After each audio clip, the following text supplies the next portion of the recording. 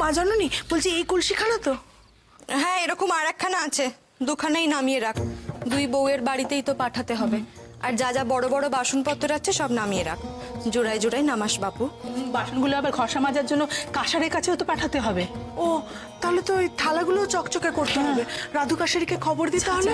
যা করার তাড়াতাড়ি কর, বেশি সময় নেই হাতে। বাড়িতে দুখানা বিয়ে, কি করে যে সব সামলাবো কিছু বুঝে উঠতে পারছি না। আচ্ছা, তুই চিন্তা করছিস কেন বলতো ছোট? আমরা তো সকলে আছি। আর তাছাড়া বিয়েতে তো পিসিও আসছেন। ওই তুমি আর পিসিমা আছো বলেই রক্ষে। আমাদের ওই অত বড় দত্ত বাড়ির সব বিয়ে পিসিমা একা হাতেই সামলেছেন। মা, মা, এই তো বলছি, বাবা মশাই জিজ্ঞেস করছেন শাড়িওয়ালাকে কি কালই আসতে বলবেন? তাই বলো, আসতে যখন হবেই। তোমার বাবার তো দেখছি তর সইছে না। তিনি বোধহয় ভাবছেন এখন যদি আবার আমি বিয়েতে বেঁকে বসি। উফ মা, তুমি না পারোও বটে। এই তুই যা তো গিয়ে হাজারি ঠাকুরকে হেসেলে পাঠা। যেটাই মা, তাহলে আমি সেটাই করি বাবাকে। এ কি অনুমাসী, কি ব্যাপার? তুমি আমি শেষেলে কি করছো? উনুনের দিকে কোথায় যাচ্ছ তুমি? মা, কি ব্যাপার? অনু, তুমি তো চট করে এই হেসেলে ঢোকো না, আজকে হঠাৎ। সর্বনাশ, এ কি করলাম? এতদিন পরে সমিতির কাছ থেকে চিঠি পেয়ে আমার কোনো জ্ঞানই ছিল না। আমি শেষেলে ঢুকে পড়লাম। অনু, কিছু দরকার তোমার?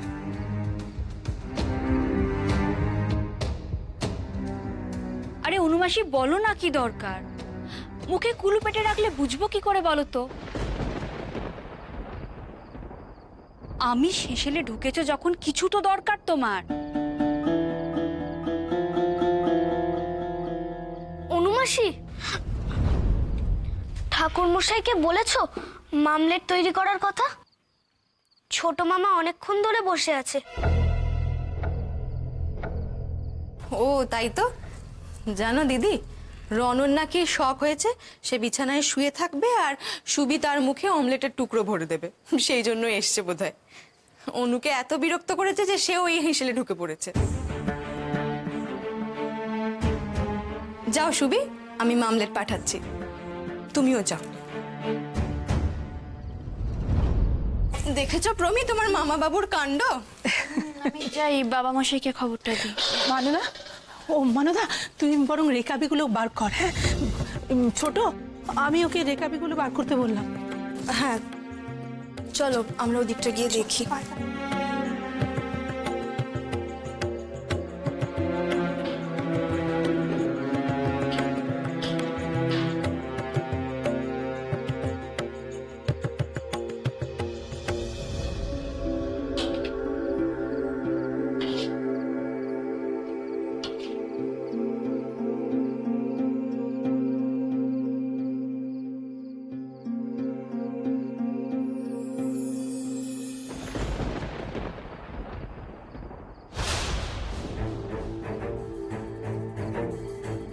বাঘা যতীন,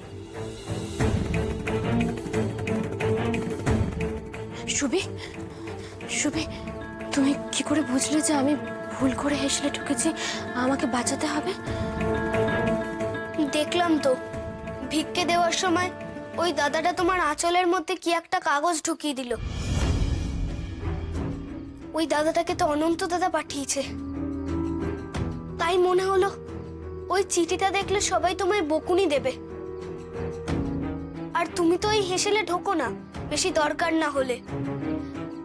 সবাই তো চেপে ধরেছিল, কিছু বলতে পারছিলে না, তাই আমি ছোট মামার কথাটা বললাম। তুমি আজ আমায় বাঁচিয়েছো সুবি। তুমি না এলে সত্যি আজ অনর্থ হয়ে যেত। হেসেলে আমাকে ঢুকতেই হতো। আসলে আমি খেয়াল করিনি আমি আমিষ রান্নার হেসেলে ঢুকছি। তুমি চিঠি নিয়ে হেসেলে কেন গেছিলে অনুমাসী? চিঠিখানা পোড়ানোর ছিল। আসলে প্রমি এমন ভাবে চেপে ধরেছিল যে তুমি না এলে আজ শেষ রক্ষে হতো না, ধরা পড়েই যেতাম আমি। বিনয় চকিতের মতো মুখ তুলিয়া দেখিল।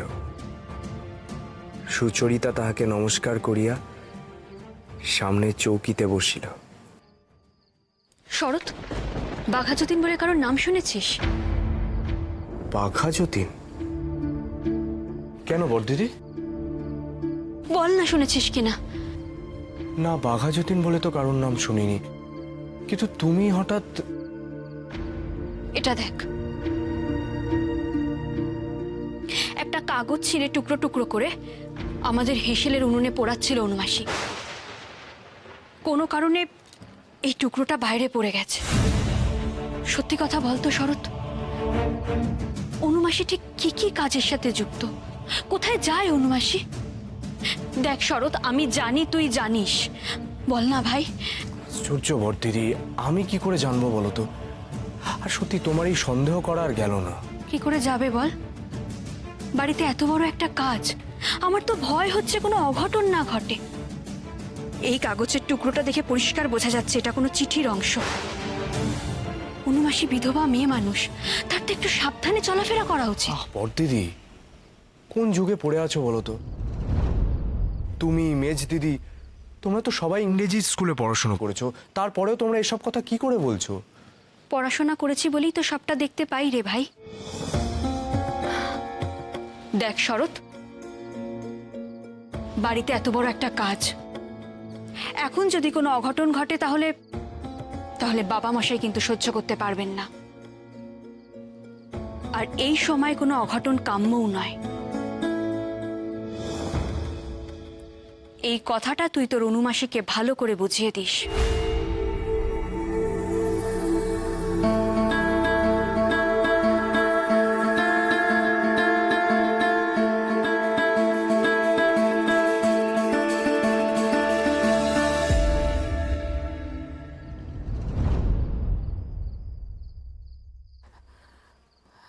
শরৎ,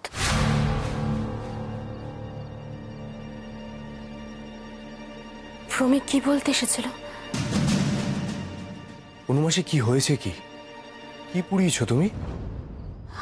আসলে শরৎ, অনেকদিন পর চিঠিতে খবর এসেছিল, আমার মাথা ঠিক ছিল না। আমি সুবিকেও বলেছি।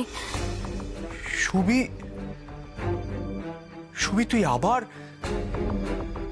অনুমাসী, তুমি সুবিকে কেন এসব? না না শরৎ, আজ সুবি না বাঁচালে আমি সত্যি ধরা পড়ে যেতাম।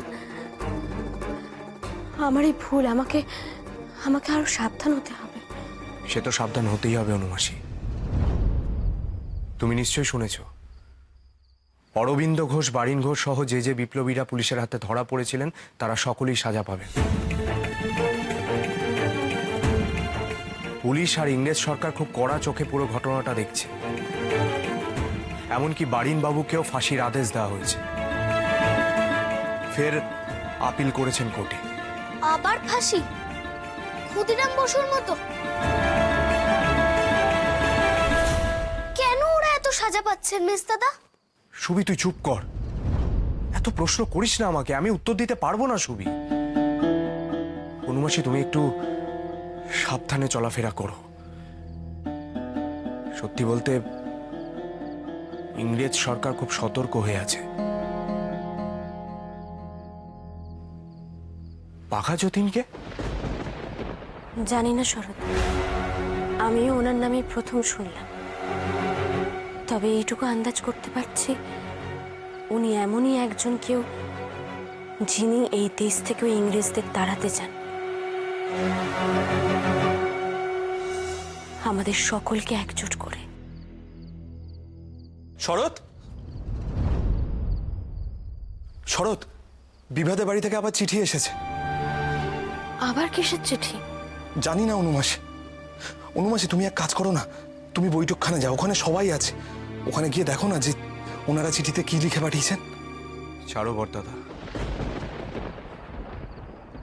এত কিছু জানার দরকার নেই।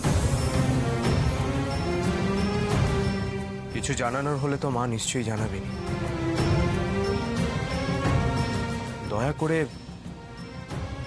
আর উৎসাহ দেখিও না।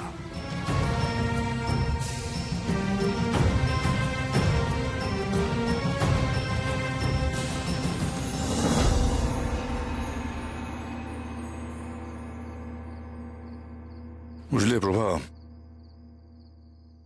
অক্ষয়বাবু, অজিত এবং অক্ষয়বাবুর জ্যাঠতুতো দাদা অধীরবাবু কাল আসছেন। তারা শরতের আশীর্বাদটা করতে চান। আশীর্বাদ? তার জন্য তো তোড়জোড় করতে হবে, লোকজন নিমন্ত্রণ করতে হবে। এত কম সময়ের মধ্যে?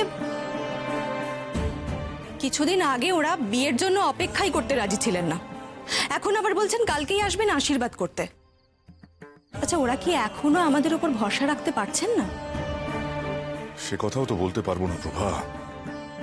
তবে তাই যদি হতো তাহলে তো চিঠিতে অক্ষয়বাবু বিভা মায়ের কথাও লিখতেন, তার আশীর্বাদের কথা। তা তো লেখেননি। আমার মনে হয় ওনারা যদি চান তাহলে শরতের আশীর্বাদটা করতেই পারেন। শরৎ আমার ছেলে, তার মতামত জানতে বুঝতে আমার একটু সময় লেগেছে ঠিকই, কিন্তু বিয়ের আচার অনুষ্ঠান সব আমার মত মতোই হবে। আমি আমার পিসিমাকে চিঠি লিখেছি, পিসিমা পিসিমশাই দুজনেই আসবেন।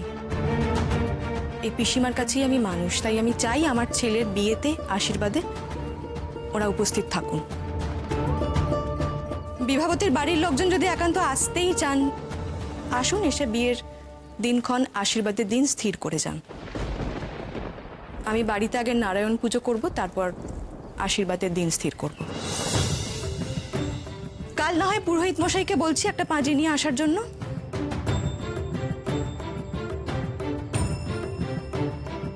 হয়ে গেল। দেখো ঠাকুরপো, আবার যেন গোল না বাঁধে। এমনিতেই বিয়েতে যে গেরো লেগেছে, আর পাচ্ছি না বাপু। ওনারা যে দুম করে আশীর্বাদ করতে চলে আসবেন সে কথা তো আমিও বুঝতে পারিনি। কি যে করি এখন। বাবা, ওনারা যদি ছোট করে একটা আশীর্বাদ করেই যান, তাতে অসুবিধা তো কিছু নেই। সব পরিবারেই নিজস্ব কিছু নিয়ম কানুন আছে, সবেতে তো বাধা দেওয়া যায় না। মা তো দুম করে বলে চলে গেলেন ওনারা এসে আশীর্বাদের দিনক্ষণ ঠিক করবেন। এখন ওনারা যদি রাজি না হন তাহলে? অক্ষয়বাবুরা এলে আবার কোনো গোল না বাঁধে, সেটাই ভাবছি।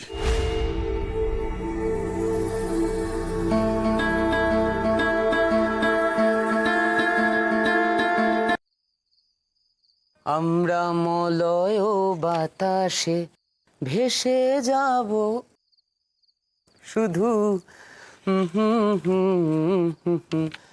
করিব পান। বলছিলাম, কটকে যা গরম, তোমার কয়েকটা পাতলা পাতলা জামা দিয়ে দিলাম। হ্যাঁ, তোর যা ইচ্ছে তাই কর। তুই তো আর সাধে আমার বাক্সখানা গোছাচ্ছিস না বিভা। মানে? মানে ওই চিঠিখানা কোথায় গুজে দিচ্ছিস এটা বলে দিস বাবা, হারিয়ে যেতে পারে। তারপর দেখা গেল আমি জামা কাপড় বার করতে গিয়ে এই বাক্সের ঢাকনাখানা খুললাম, তখনই তোর হবু শাশুড়ির সামনে টপাস করে গিয়ে চিঠিখানা পড়ল। দাদা, বড্ড বাড়াবাড়ি করছো কিন্তু তুমি। থাক, আমি আর গোছাবই না তোমার বাক্স। আচ্ছা আচ্ছা, ঠিক আছে ঠিক আছে। আমি আমার বোনের কাছে কান ধরে হার স্বীকার করছি। আমি মেনে নিচ্ছি যে তুই এই বাক্সের মধ্যে কোনো চিঠিপত্র দিচ্ছিস না। খুশি? খুব খুশি। কি জানো তো দাদা, তোমার এই অযথা সন্দেহবাতিক মনটা না আমি একেবারে পছন্দ করি না। না, সেইটা ঠিক কথা। অযথা কাউকে সন্দেহ করা মোটেও ঠিক কথা নয়। বেশ, সমস্ত ঠাট্টা বন্ধ একদম। তাই রে, তুই সত্যি শরৎবাবুর জন্য কিছুই করিসনি? না মানে ধর একখানা রুমাল না, বা এইরকম কোনো টেবিল ঢাকনা, বা নিদেন পক্ষে একটা গিলাস ঢাকনা তো বানাতে পারতিস। না না না বাবা, না না না, তো চট করে একটা বানিয়ে ফেলো না, কতক্ষণ লাগবে? আমার বাড়ি বই গেছে। আমি তো শুধু সুভাষের জন্য একটা টেবিলের ঢাকা বানিয়েছি। ওটা তুমি ওকে দিয়ে বলো। হ্যাঁ, আমি বলেছি ওটা যেন পড়ার টেবিলে পাতে। আহারে, সুভাষের মেজ দাদার জন্য বড় কষ্ট হচ্ছে। বেচারা কি করলো কে জানে। বেচারা পৃথ্বীরাজ রুমাল দিয়ে চোখ মুছিয়ে সংযুক্তাকে উদ্ধার করলো, আর তারই নাকি কোনো উপহার পাওয়ার অধিকার নেই। তুমি আবার বাড়াবাড়ি শুরু করলে তো, এবার তোমার মজাটা দেখাই, দাঁড়াও। বাবা, ও বাবা দেখো ঠিক না। আছে ঠিক আছে ঠিক, আমার ভুল হয়েছে। উফ, শুধু হুকুম আর হুমকি, এর ওপরেই কেবল আছিস তুই, দেখেছিস? তা হ্যাঁ রে, ওই সুবাসের জন্য যে টেবিলের ঢাকাখানা দিবি, সেটা কোথায়? নিয়ে আয়। নিয়ে আসছি নিয়ে ও আসছি। শোন শোন শোন শোন, একটা দরকারি কথা তো বলাই হয়নি। কাছে কাছে তুই আর কাজ কর, ওই ঢাকাখানার মধ্যেই খুব সাবধানে লুকিয়ে ওই রুমালখানা গুজে দিস। আমরা মলয় বাতাসে ভেসে যাব শুধু, কুসুমের মধু করিব পান।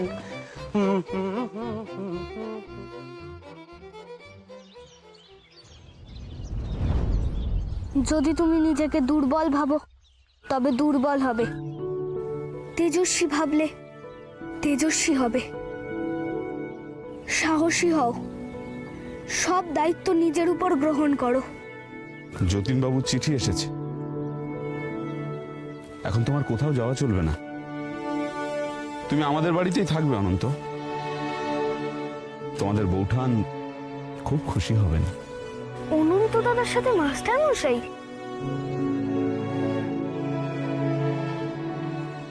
মাস্টারমশাই, আমি আপনার বাড়িতে থাকলে দলের ছেলেদেরও যাতায়াত বাড়বে। বাঘা যতীন বাবুও কটকে আসছে। মাস্টারমশাই, আপনি তো সবটাই জানেন। আমার বাবা জানকীনাথ বসুর মুহুরী ছিলেন, এখন দেশে চলে গেছে, তাই ওই বাড়ি থেকে কোনো কাজই করা সম্ভব হবে না। আপনি আপনার পরিবার সকলে বিপদে পড়ে যেতে পারেন মাস্টারমশাই। বেশ তো আসুক না, বিপদ আসুক, দেখি সেই বিপদ আমাদের স্বাধীনতার চেয়েও বড় কিনা। অনন্ত দাদা, সুভাষ, অনন্ত দাদা, এ কি তুমি তুমি এত সকালে এখানে? মাস্টার মশাই, আপনিই তো বলেছিলেন রোজ সকালে উঠে প্রকৃতিকে দেখতে। বাহ, খুব ভালো। তা এত সকালে কি দেখলে প্রকৃতিতে?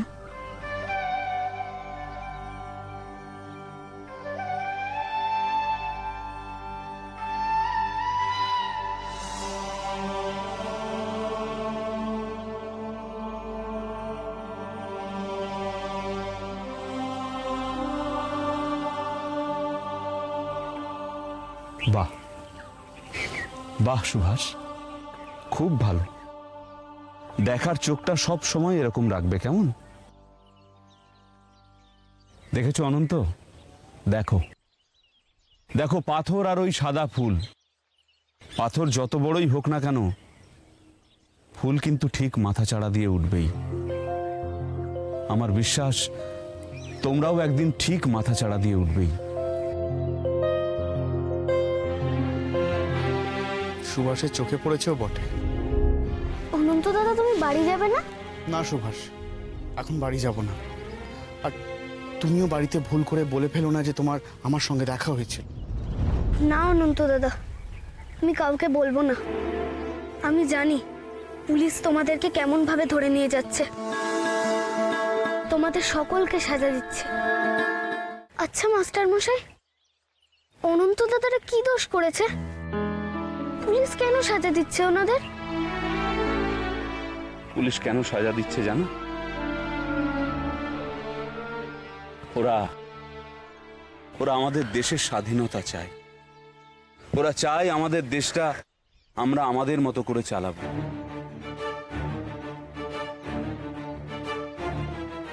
কারোর সাথে কারোর কোনো তফাৎ থাকবে না।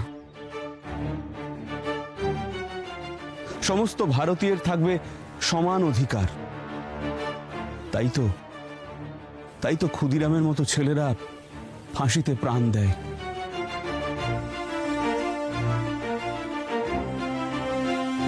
তুমি ক্ষুদিরামের ফাঁসির কথা শুনে কাঁদছিলে না? কেন কাঁদছিলে জানো? কোথাও হয়তো তুমি, আমরা সকলেই চাই আমাদের দেশটা আমাদের হোক, আমাদের নিজেদের হোক, আর কারোর নয়। আমরা ইচ্ছে মতন চলবো, কথা বলবো, প্রাণ খুলে গান গাইবো। কি অনন্ত, তাই তো? হ্যাঁ মাস্টারমশাই, আপনি ঠিক বলেছেন। আবার নতুন করে জেগে ওঠার সময় এসে গেছে।